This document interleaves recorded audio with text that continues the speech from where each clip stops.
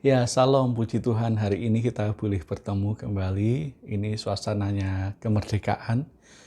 Beberapa minggu lalu, hari yang lalu kita boleh bersama-sama merayakan Hari Kemerdekaan Indonesia. Kita bersyukur untuk kemerdekaan itu. Hari ini kita akan belajar menjadi murid Yesus yang memiliki kerendahan hati. Minggu lalu kita sudah belajar bagaimana menjadi murid Yesus yang memberi pengampunan. Hari ini kita belajar memiliki kerendahan hati. Saudara bisa membaca Yakobus pasal yang keempat, ayat 1 sampai yang ke-10. Yakobus pasal yang keempat, ayat 1 sampai yang ke-10. Kemudian bisa kembali menyalakan video ini.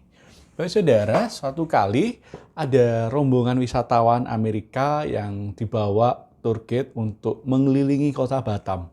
Wah, kemudian sampailah mereka pada Welcome to Batam. Tour guide berkata, ini tulisan yang dibanggakan oleh orang-orang Batam. Wah, seorang nenek berkata, kalau tulisan begini, di Amerika ada yang jauh lebih bagus. Wah, tour guide merasa gak enak hati. Wah, ya udah kita bawa ke Hotel Pasifik. Wah, dibawa ke Hotel Pasifik. Rombongan itu melihat hotel yang begitu besar, begitu indah. Kemudian tour guide menjelaskan, ini Hotel Pasifik dibangun selama 4 tahun. Ini kebanggaan, hotel terindah di kota Batam. Kemudian seorang nenek-nenek itu berkata, di Amerika ada hotel seperti ini jauh lebih bagus, lebih cepat. Ya, pembangunannya daripada hotel di Batam. Kemudian tour guide kembali mengelus dada. Wah, apalagi. Sampailah di destinasi wisata yang ketiga, yaitu Jembatan Barelang. Di jembatan itu tour guide diam saja. Tidak beberapa lama kemudian nenek-nenek itu menegur dia. Ayo Pak, ini dijelaskan, ini apa namanya? Jembatan apa? Wah, ini jembatan apa ya? Jembatan apa? Jembatan Barelang ini. Tapi semalam saya lewat, ini nggak ada. Saya nggak tahu kapan dibangun ini. Wah, saudara, si nenek itu tidak bisa berkata apa-apa lagi. Baik saudara, kerendahan hati berlawanan dengan kesombongan. Itu yang sering kali kita tahu. Sombong itu berarti menghargai diri secara berlebih. Sikap yang merendahkan orang lain dan merasa bangga dengan diri sendiri sehingga merasa segala-galanya adalah lebih baik daripada orang lain. Nah, baik saudara, coba kita perhatikan. Coba kita periksa diri kita. Sebutkan 3 kesombongan yang kita miliki. Wah, saya hitung sampai 5. 1, 2, 3, 4, 5. Wah, apa kesombongan kita? Saudara, kita kadang-kadang sulit ya untuk melihat kesombongan yang ada dalam diri kita.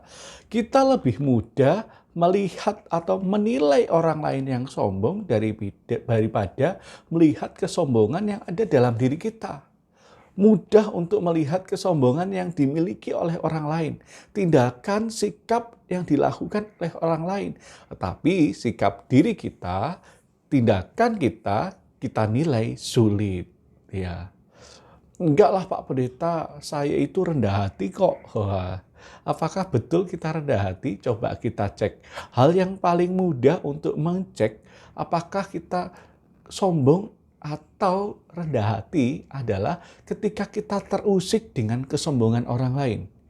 Ketika kita benci, ketika kita tersinggung dengan kesombongan orang lain, artinya kita sombong di posisi itu.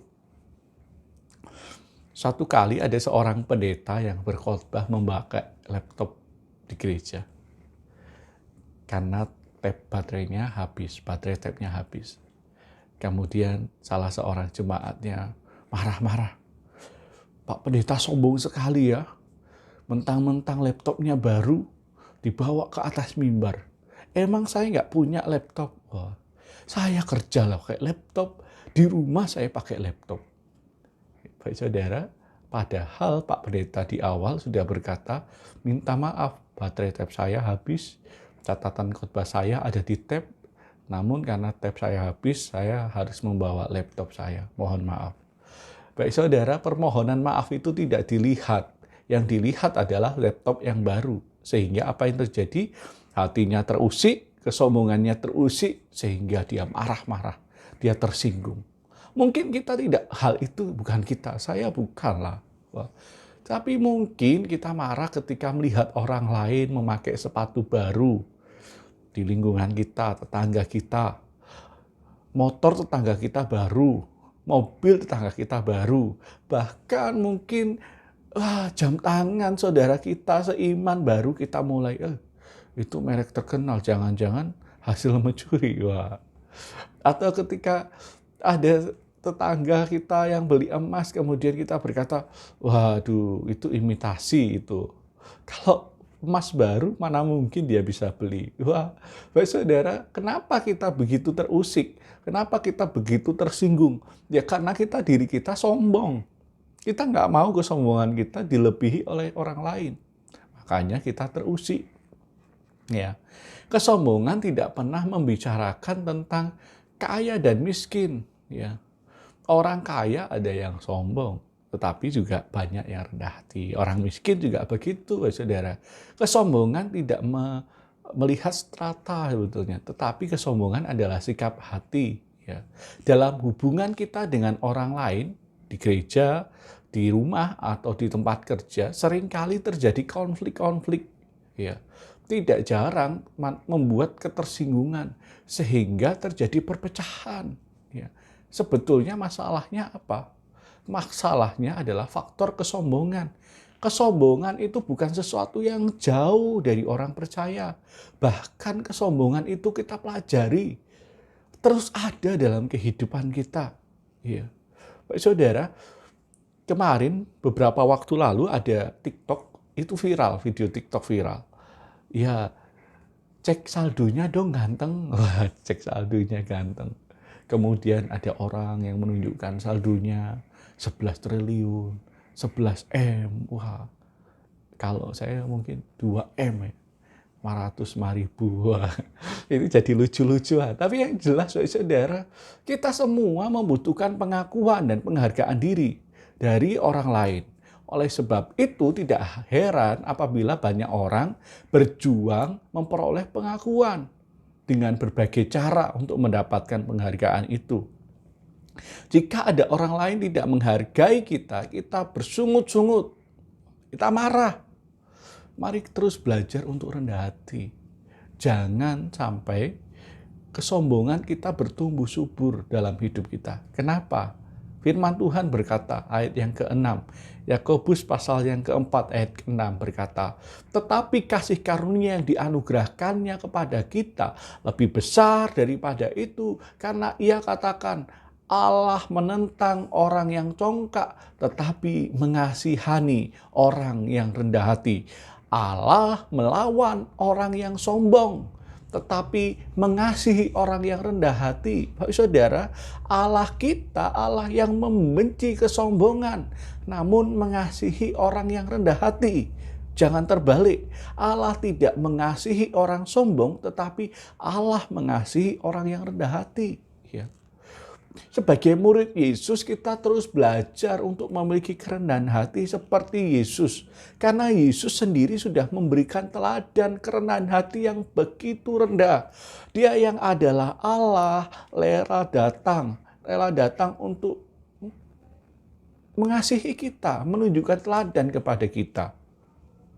Yohanes pasal yang ke-13, kalau Pak Saudara bisa baca, itu peristiwa Yesus membasuh kaki murid. Dia membasuh kaki muridnya begitu luar biasa. Dia yang adalah Allah rela menjadi pelayan. Dia menciptakan segala kuasa. Dia sang firman yang menciptakan langit dan bumi dan segala isinya. Dia rela membasuh murid-muridnya.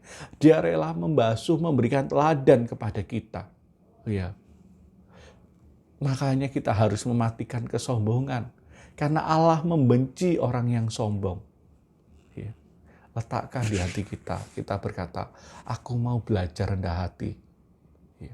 Aku mau belajar rendah hati. Sebut nama kita. Rodi mau belajar rendah hati. Baik saudara, saya belajar rendah hati. Tentu kita semua belajar rendah hati. Sampai kapan? Sampai kita bisa seperti Yesus rendah hati. Rendah serendah-rendahnya. Dosen saya sering bilang begini, saya tidak mau sombong ya.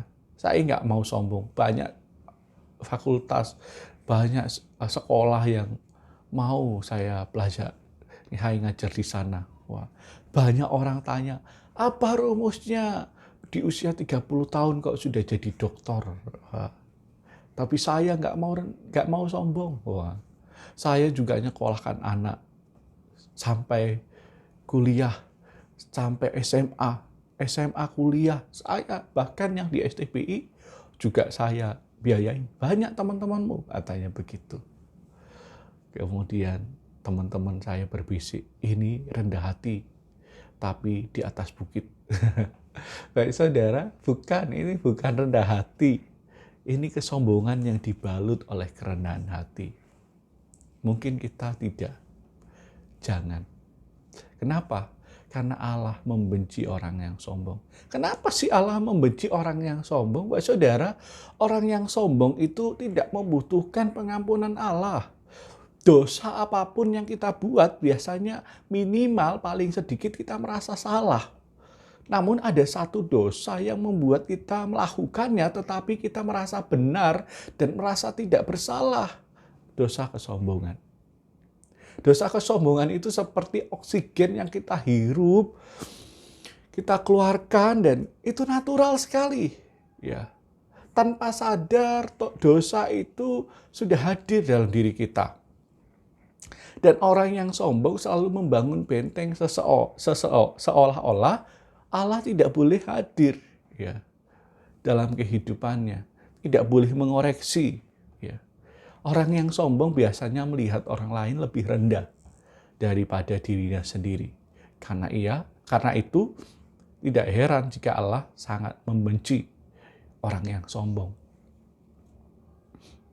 Kalau kita baca Lukas pasal 9 ayat 14, Lukas pasal 18 ayat 9 sampai 14.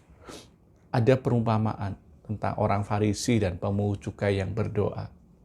Orang Farisi berdoa sambil memperlihatkan apa yang dia lakukan.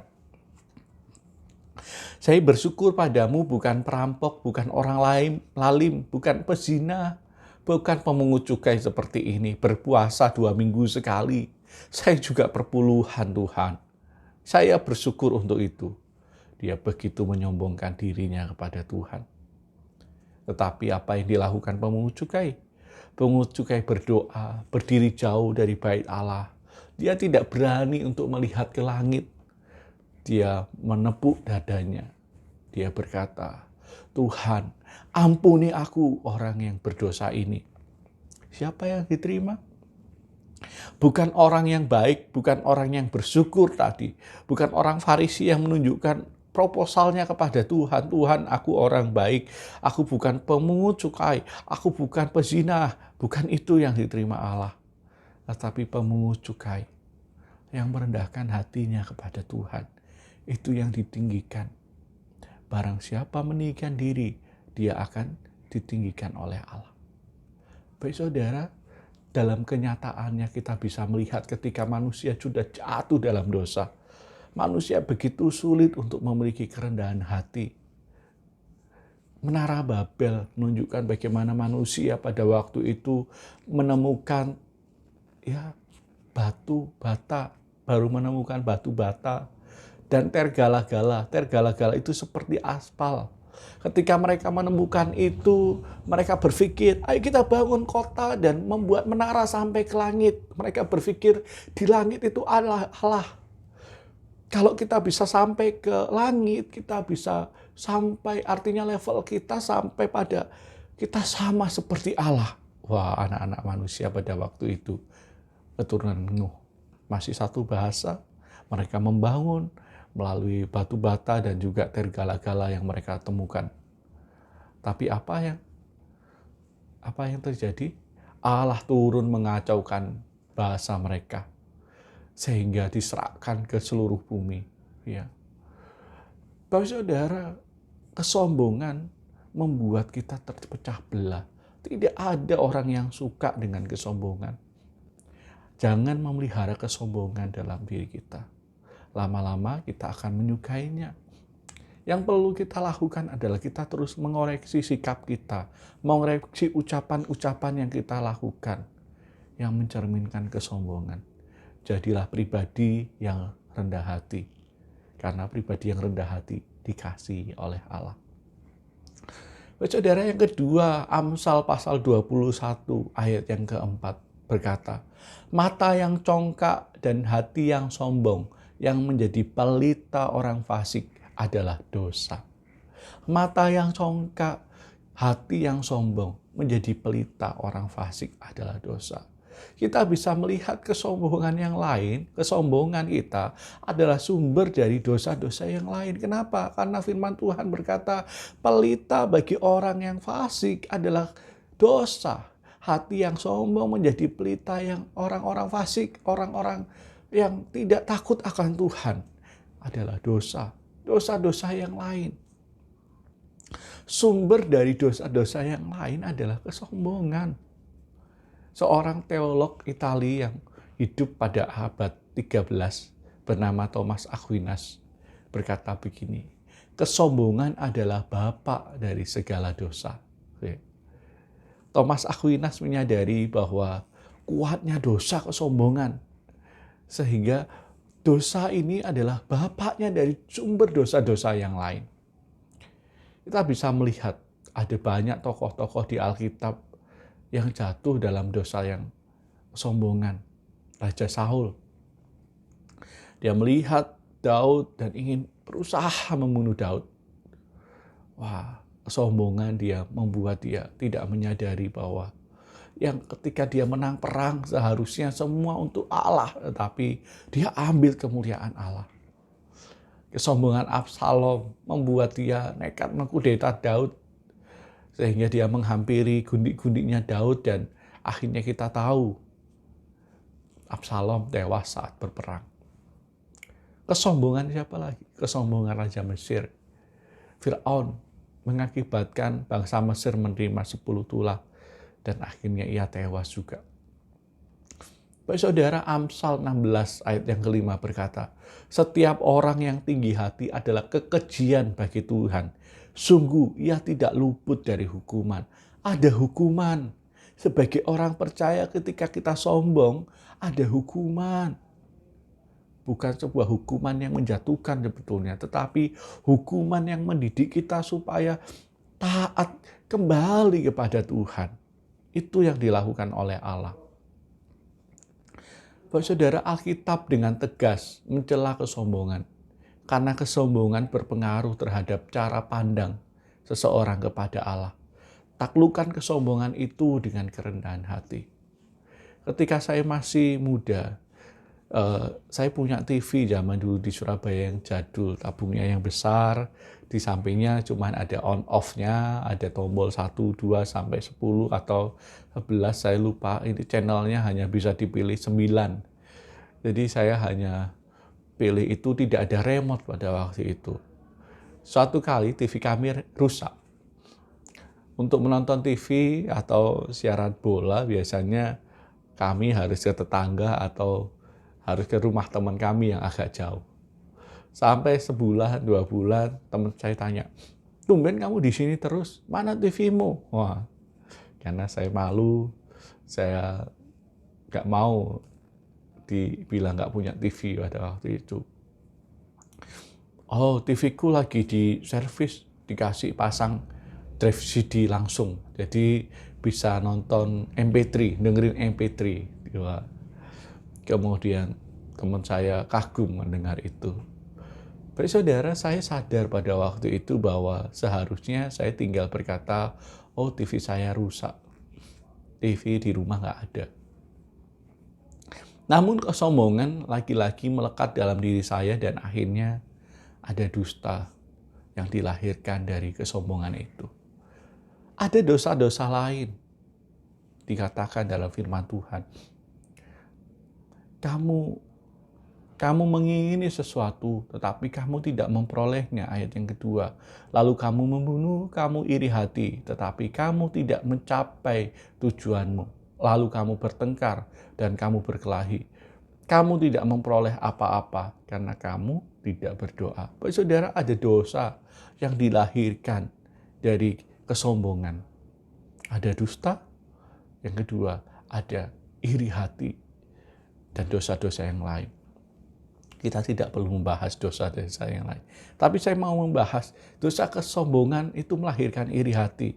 Kesombongan orang melihat seseorang itu melihat dirinya lebih hebat daripada orang lain dan menganggap orang lain lebih rendah daripada dia. Celakanya jika pujian itu datang pada orang lain. Orang yang sombong itu sulit mengakui hal itu, sehingga ketika orang lain dipuji, mereka merasa panas. Wah, rasa panas dalam dirinya.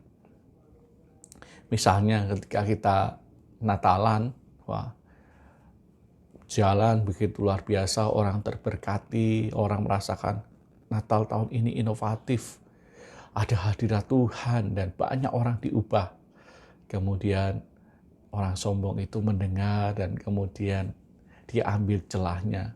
Wah, memang Pak Ketua Natal tahun ini itu rendah hati ya. Loh kenapa Pak? Iya, ide-ide saya itu tak sampaikan kepada Ketua Natal, dipakai makanya Natalnya meriah. Wah, baik saudara, ketika Natal berjalan baik, dia tidak dipuji, dia ingin dipuji, makanya dia ambil itu. Tidak terima orang lain dipuji. Ya, Bapak saudara, orang yang sombong ingin meraih pujian buat dirinya.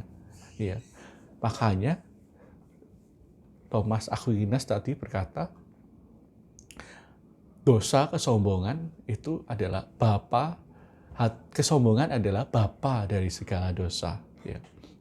Atau mungkin ketika lomba Agustusan saat ini, anak-anak lomba, ketika kalah, ya memang aku nggak mau menang, aku ngalah saja, kasihan dia lebih kecil. Wah, saudara, kesombongan bapa dari segala dosa. Ya. Sebagai ilustrasi penutup, saudara, ada pendeta dari Afrika Selatan ketika baru lulus sekolah tinggi teologi. Dia sangat rendah hati dan Tuhan memberikan dia karisma berkhotbah yang begitu luar biasa. Dalam sekejap namanya menjadi tenar. Dalam 20 tahun ketika dia melayani, dia menjadi ketua denominasi. Sekarang dia menjadi hamba Tuhan yang berbeda dari 20 tahun yang lalu. Dia menjadi hamba Tuhan yang haus hormat. Dia menjadi hamba Tuhan yang mencari-cari pujian. Suatu kali pendeta ini diterima untuk belajar S2 di Amerika Serikat. Dia senang sekali. Dia menunjukkan hal itu kepada teman-temannya. Bukan karena dia diterima sebetulnya, tetapi karena dia mendapat beasiswa di sana. Dia merasa karena dia hebat, makanya dia mendapat beasiswa. Dia merasa karena dia pantas. Ya. Dia bercerita kepada semua orang untuk ketika dia kuliah di Amerika. Dia membawa 4 koper besar. Dia kemudian sampai di Amerika dan dia memanggil taksi dan dari bandara dia sampai di kampusnya. Tapi sayang kampusnya sedang liburan sehingga kampusnya sepi. Wah, dia kebingungan untuk mencari kamarnya. Namun ada bapak tua yang datang pelan, rambutnya putih.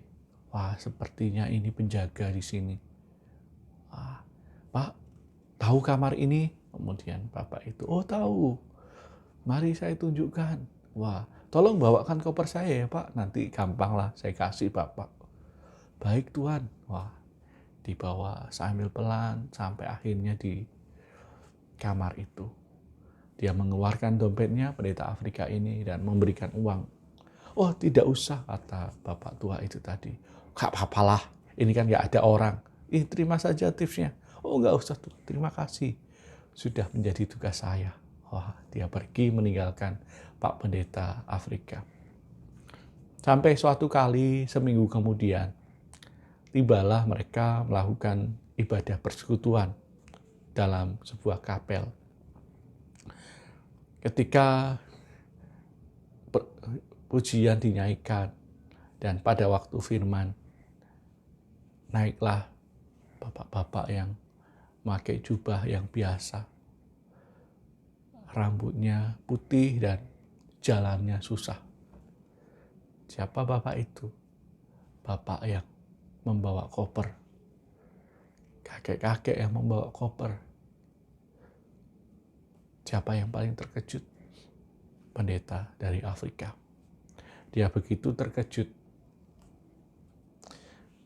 ketika firman Tuhan dijalankan. Dia menangis sejadi-jadinya. Dia berkata, aku melihat Yesus. Aku melihat Yesus dalam Bapa. Kesombongan pendeta Afrika dihancurkan oleh kerendahan hati sang rektor.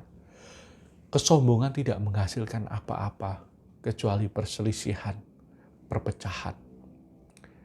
Dan orang tidak mengenal Tuhan Yesus dalam kesombongan. Buanglah kesombongan itu jauh-jauh, milikilah kerendahan hati. Tuhan berkata, orang yang meninggikan diri akan direndahkan. Namun siapa yang merendahkan diri akan ditinggikan.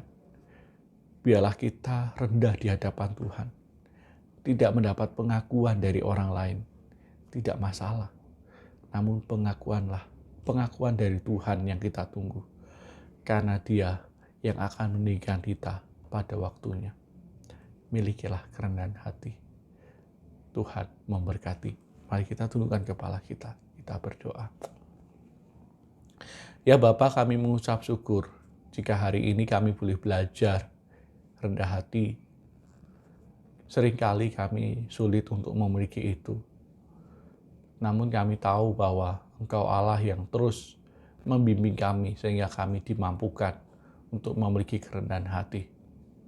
Terima kasih Bapa, hamba-Mu berhenti berbicara. Namun kami tahu Roh Allah yang hidup itu memimpin kami untuk terus berbicara sehingga firman Tuhan berbuah lebat. Kami menjadi pribadi yang rendah hati. Terima kasih Bapa, terima kasih. Dalam nama-Mu Tuhan, kami berdoa dan mengucap syukur. Amin. Mari kita kembali menyanyikan pujian respon kita dan kemudian Bapak Ibu Saudara bisa kembali pada video kali ini. Mari kita kembali berdoa untuk mengakhiri ibadah kita. Bapa, kami bersyukur untuk kasih-Mu yang boleh terus memimpin, membimbing kami. Sehingga pada pagi hari ini kami boleh beribadah bersama-sama. Kami mengucap syukur bila pujian ini menyenangkan, menyukakan, menghormati Engkau saja Tuhan.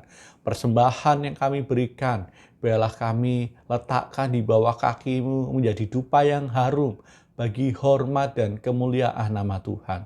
Terima kasih Bapa, kami rindu menyenangkan hati Tuhan.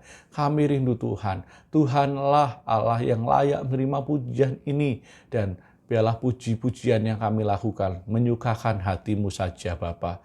Kami mengucap syukur Bapa. Terima kasih untuk penyertaan Tuhan dari awal, pertengahan, hingga akhirnya Tuhan. Kami boleh beribadah, mendengar, belajar firman Tuhan dengan baik. Terima kasih Bapa. Jika minggu ini kami akan berwirausaha, Tuhan memberkati usaha-usaha yang kami lakukan. Ketika kami, anak-anak Tuhan, boleh bekerja, Tuhan tolong berkati pekerjaan kami, sehingga pekerjaan ini mendatangkan berkat kelimpahan dari Engkau. Ketika anak-anak kami bersekolah, Tuhan memberkati sekolah mereka, sehingga kasih Tuhan terus dinyatakan, nama Tuhan terus ditinggikan. Mereka menunjukkan anak-anak Tuhan yang takut akan Tuhan di tengah dunia yang begitu menakutkan ini Tuhan. Terima kasih Bapa, terima kasih. Biarlah kasih Allah menjadi pemimpin dalam kehidupan kami hari-hari ini. Ketika kami dalam sebuah komunitas, kami boleh menunjukkan karakter murid-murid Yesus. Terima kasih Bapa. Bagi saudaraku yang terkasih dalam Tuhan Yesus Kristus, terima kasih dari Allah Bapa, anugerah di dalam Tuhan Yesus Kristus, dan penyertaan dari kuasa Roh Kudus menyertai kita dari hari ini sampai Maranatha. Tuhan datang kedua kali. Amin.